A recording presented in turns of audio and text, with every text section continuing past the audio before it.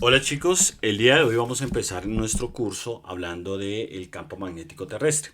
Antes habíamos visto lo que eran las ecuaciones de Maxwell en el vacío y las ecuaciones de Maxwell en medios, ¿no? Y básicamente vimos allí la importancia de cada una de de estas cuatro ecuaciones, que son básicamente los cuatro pilares fundamentales sobre las que se explican los fenómenos de tipo electromagnético desde el punto de vista clásico. Entonces, esas ecuaciones nos explican el origen de los campos eléctrico y magnético. Hoy vamos a trabajar el campo magnético terrestre, es decir, que nos vamos a enfocar básicamente en dos de esas ecuaciones. Realmente nos vamos a enfocar en una, que es como esa parte conceptual que nos ayuda a comprender el origen del campo magnético, que es la tercera ecuación de Maxwell, que es la ley de Maxwell-Ampère. Esta ecuación básicamente nos dice a nosotros cómo se generan los campos magnéticos a partir, en este caso, por dos contribuciones. Una es por corrientes y la otra es por variaciones temporales del flujo eléctrico, que en este caso nosotros podemos deducir esta contribución a partir de la primera ecuación de Maxwell, que era la ley de Gauss. Entonces, tenemos dos formas de generar campos magnéticos, que era como la idea esencial, y básicamente una de ellas era a partir de corrientes y la otra era por variaciones del flujo eléctrico. En este caso nos enfoca es al campo eléctrico, variaciones del campo eléctrico. Entonces, vamos a mirar la primera, que es cómo se generan campos a partir de corrientes. Entonces, de este día es que vamos a construir nuestro primer modelo de campo magnético terrestre.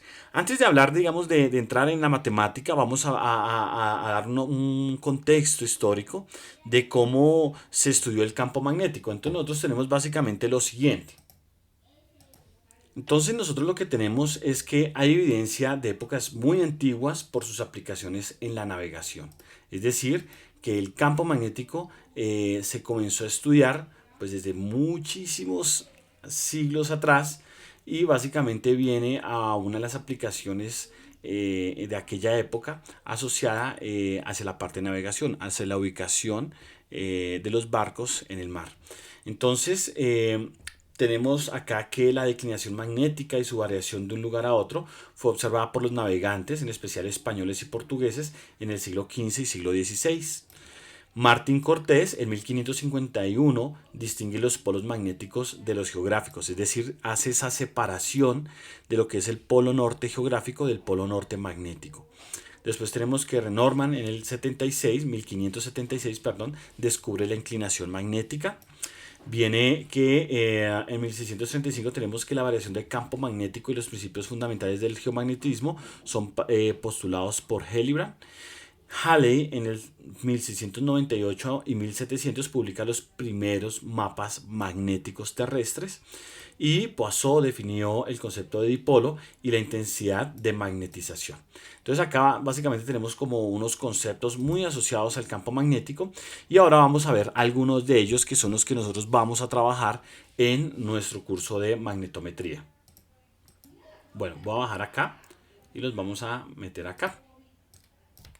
Bueno, entonces básicamente tenemos entonces acá este esquema. Entonces vemos ahí este vector rojo, que en este caso nosotros vamos a llamar el vector F. Lo voy a colocar acá resaltado, digamos, esta es una F, que básicamente es la magnitud del campo magnético.